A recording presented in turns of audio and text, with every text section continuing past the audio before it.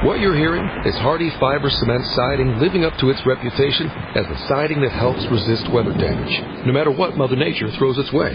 James Hardie knows how important a reputation is, especially when you're a home builder. That's why Hardie products withstand the elements better than wood-based siding, with styles to match their strength. Because when home builders work with us, we deliver our best so they can look their best. Protect your reputation with exterior products by James Hardie. The Avengers radio series, a cultural phenomenon in South Africa back in the 1970s. South Africa was a country with no national television service. It wasn't until 1976 that the country would get its first taste of television broadcasts. But before that, radio was the primary medium of entertainment and information for the masses. This was the context when The Avengers, a British spy FI series, made its debut on South African radio and became a cultural phenomenon. The Avengers was a British television series that originally aired from 1961 to 1969. The show revolved around the adventures of John Steed, a suave and sophisticated secret agent, and his various female associates. The series was a unique blend of traditional spy thriller elements with science fiction and fantasy, which set it apart from other shows of its time.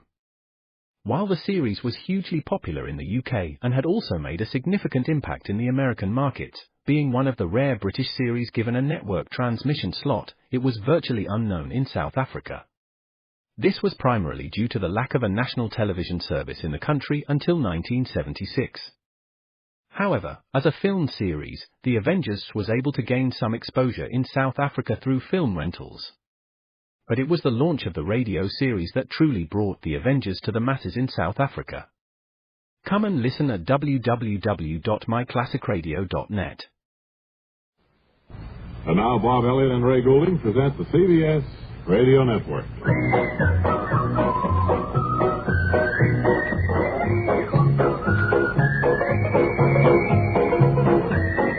Now, here are the boys.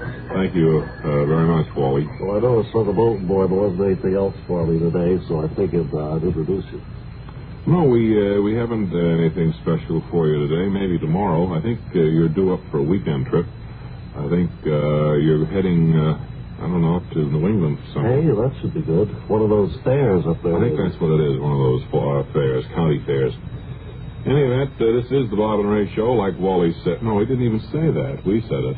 And well, I just said here are the boys. Yeah, that's right. And we'll be here for the next 13 minutes or so. And with us here right now is one of your old friends, we like to think, and we know one of ours, Barry Campbell, star of stage, screen, movies, television, radio. For the orchestra world, Barry, I wonder if you'd sit in here with us a little bit, and we kind of cut up a few, whatever it is we cut up. All right, Bob. First of all, it's great to be back here with you, and I always consider this my second home. Whenever I'm in New York, it's a must for me to come up and to say hello to both you fellows. Where were you born, Barry? Actually, I don't think I've ever asked you that question. I don't think you ever have either. I was born in Terre Haute. An Indiana boy, huh? That's right. It's especially good that you came up here today because I know you had a rather trying evening last night, with the opening of the new show, The Big Congress. Some of you may have already read the reviews of it. Suffice to say, it just worked good. And we thought maybe we'd get the story from you. Very kind, Bob. Well, I was. It's probably exaggerating when I said they weren't good. The biggest turkey that I've ever been associated with. That kind of adds to your string there. You've had a string of bad luck. Bob, I've been in, let's see, it's been, I think, 12 flops in a row, and it's beginning to undermine my faith in myself. And when a person starts to lose his faith in himself, he's losing a very important part of keeping his mind in one shape. Well, let's not go into that dribble now. The thing we want to find out about dribble. I'm afraid I'm going bananas as a result of all these flops. And, I've read these reviews. Can we concentrate on the one last night? I read them over and over and over, and I talk to myself about it, and then Finally, I'm convinced that I should go back to the theater, and then it's the same old trauma. Well, Ray and I have been tempted to suggest at various times that maybe you should look into some other line of work. But anyway, the Big Conga last night opened here on Broadway. It was a musical, I understand. I'm sorry. Well, it was supposed to be a musical, Bob, and it was, but I don't know. You see, the same old problem. I didn't like the lead opposite me. You didn't like the leading lady, Barry Campbell? Oh, no. She's awfully difficult to work with, and she invented the ego, I think. And all during our... well, you've been teamed up with her before in the summer stock, I know. 3 times. 3 times. And it's always been disastrous. I don't know what to say. Well, now, you have a tape, I understand, a recording of big number there last You night. can use it. I didn't bring it over. It was sent over by the leading lady. Well... I don't know if she's trying to make you look foolish or... Well, of course she is. She's trying to show me up as being, no talent. What is it anyway? Do you have any idea? Well, it's the scene where you were to do the big number, Let's Conga Up a Storm, Everybody. Yeah. I think was the title. Well, we're down in our, what we call our playroom, rumpus room, and there's a party going on. There's a party, all our friends, and this was going to be your first singing role, I understand. That's right, and the cue was I go over to my leading lady, you should excuse the expression, and say, dear, let's conjure up a storm. Everybody, which meant everybody in the rumpus room should get up and conjure along. Mm-hmm. That's where the tape begins, I think, and then you were to sing, right? Yeah. Well, what happened? I just couldn't get going on. Well, go ahead, play the tape. Let's play the tape, Joe Alonzo, and here is a preview of, or an afterthought of a Broadway show. Dear, let's conjure up a storm. Everybody.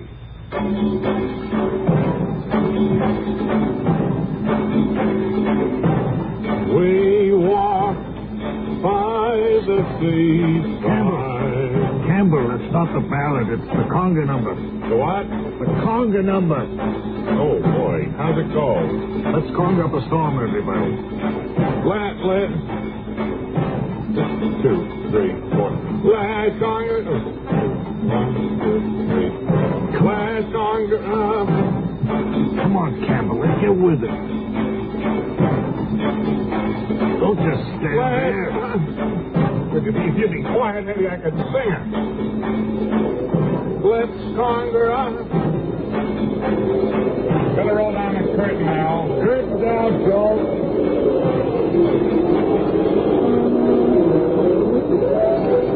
All right, you can cut it, Joe. Thank you. I think that's all. It was mayhem at that point. I can tell by the recording there. Why didn't you remember the song, Barry Well, Campbell? I was nervous, and as I said, there was that friction going on all the time that unnerved me. Incidentally, the management wanted me to be sure and tell people who had tickets for the night and ensuing performances that there'll be a refund. They can get their money back, and well, not entirely. About 70 cents on the dollar.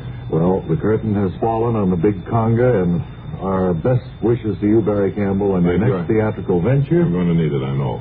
And thanks for dropping by. It's always a pleasure.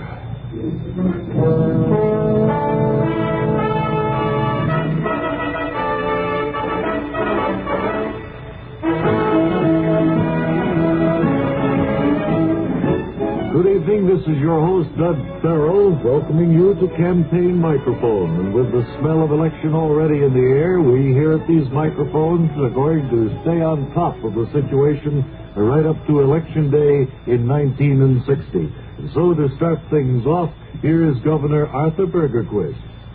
Well, hi, Dud, and I'm certainly happy to be here on Campaign Microphone. And I'm glad to be in your great sovereign state. Yes, I've been to your state.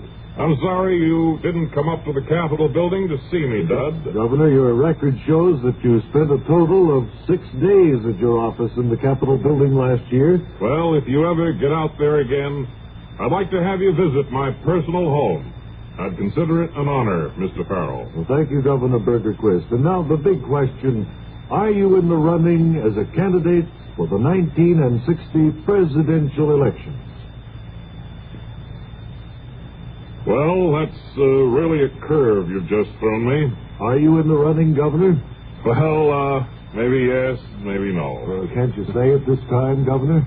Well, let me put it this way, Mr. Farrell. Nobody else is saying whether he's going to run or not, so why should I? I may not make up my mind until the election is over. Is that a party-dictated move, Governor Bergerquist? Well, certain factions in the party suggested that might be the best time for me to throw my hat into the ring right after the election. Well, psychologically, Governor, it sounds like a very astute move. I think so, too. So along about October of 1960, you'll find most people are going to be fed up with various candidates and their speeches. And yours will be a refreshing new face on the morning of November 6th. Is that right, Governor? Well, I'd rather not discuss party politics publicly. I see. Governor, can you tell me who else in your party is in the running? Well, I wish you wouldn't edit what I say, Mr. Farrell. When you ask who else in the party is in the running, the implication is that I'm interested in running too. Now, I never said that. Sorry, Governor, I guess that lapel button you're wearing is throwing me off a little bit. Well, it's a dandy, isn't it, Dud? You'll never be hissed if you vote for Arthur Bergerquist. Well, wouldn't that tend to indicate you're interested in being a candidate in the 60 elections, Governor? You mean this button? Yeah. Well, don't let it fool you, Dad. I collect buttons as a hobby. I've got 3 million more of this type up at the state capitol. Well, then you are not interested. Well, let me put it this way. Even though my record as a governor is superb, my personal life spotless, and even though I'm a tireless campaigner and cut a fine figure of a man, I don't think at this time I'm at all interested in running for president. Well, thank you for your candid thoughts about yourself and the 1960 elections, Governor Arthur Bergerquist. Here's a sticker for your card, Dud. It says, the others will never be missed, just as long as you vote for Bergerquist. It's a beauty, isn't it, Dud? Thank you for being with us on Campaign Microphone, and good luck with all that election planning that must be going on at your personal home.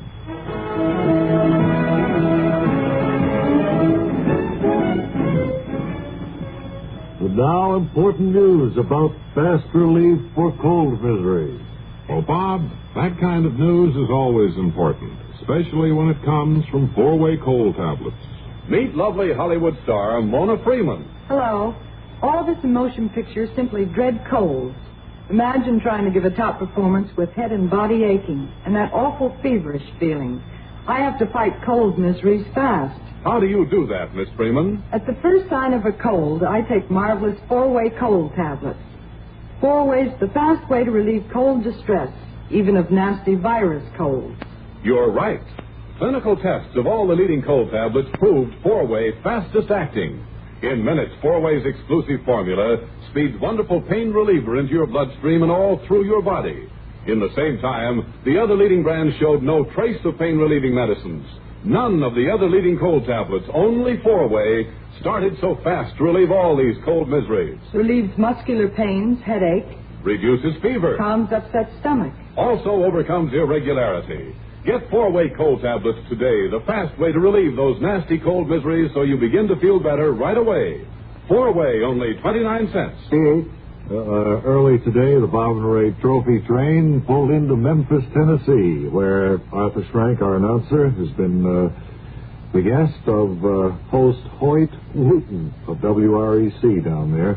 And so here is Arthur to describe the proceedings as folks look at Bob and Ray stuff.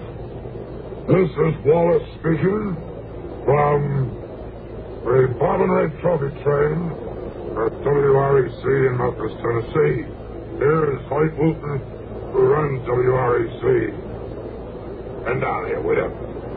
Thank you all very much. And I would like to say that people probably were expecting to hear from Arthur Schrank.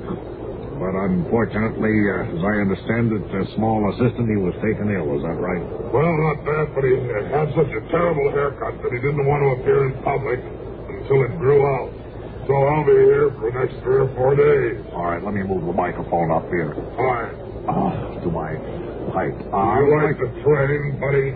I like it personally, yes, and I think the folks here in Memphis seem to have gotten rather a kick out of it. I thought maybe one or two of them would like to express their opinions of it. This gentleman right here I was speaking to a moment ago. Yes? Sir, you said that you liked particularly the Army portion. The land's sakes, take off the sunglasses. Oh, I'm sorry, ma'am. I have been looking forward to this visit of the trophy train to Memphis for a long time. What's all that money business? That is the collection plate near the door there. People are invited to drop whatever they feel they can afford. Well, I saw that little small assistant keep taking 3 or 4 quarters every once in a while and putting them in his small pockets. Well, I don't know anything about that. Quiet, please. At any rate, the people here are happy. We at WREC are happy. I genuinely do. I don't think that it has lived up to its advantage. I guess our time is up, folks. And everybody, we gotta roll. dropping by here with the trophy train. Thank you, Mr. Wooten. Thanks to the REC. Goodbye. Goodbye, goodbye. I wish you all a last goodbye. Goodbye. Well, that's just not time enough for that. Too bad. I love that last note. We'll have a word from Roy Rogers in just 10 seconds.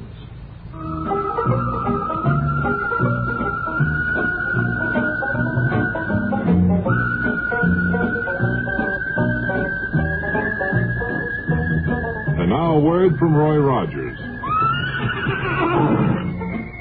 And until tomorrow, this is Ray Goulding reminding you to write if you get work. Bob Elliott reminding you to hang by your thumbs. Daytime, nighttime, all the time, the star's address is the CBS Radio Network.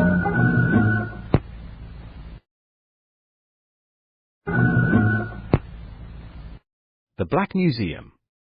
Horror and mystery based on Scotland Yard's collection, Orson Welles was both host and narrator for stories of horror and mystery based on Scotland Yard's collection of murder weapons and various ordinary objects once associated with historical true crime cases. Walking through the museum, Welles would pause at one of the exhibits, and his description of an artifact served as a device to lead into a wryly narrated dramatized tale of a brutal murder or a vicious crime. In the United States, the series aired on the Mutual Network between January 1st and December 30th, 1952. Beginning May 7th, 1953, it was also broadcast over Radio Luxembourg sponsored by the cleaning products Dreft and Miro. Since the BBC carried no commercials, Radio Luxembourg aired sponsored programs at night to England. In the United States, a program of similar scope, using many of the same picked cases as the Black Museum, and nearly mirroring its broadcast run was broadcast by NBC called Whitehall 1212. The two shows were different in the respect that while Whitehall 1212 told the story of a case entirely from the point of view of the police starting from the crime scene, the Black Museum was more heavily dramatized and played out scenes of the actual murders and included scenes from the criminal's point of view. Come and listen at www.myclassicradio.net.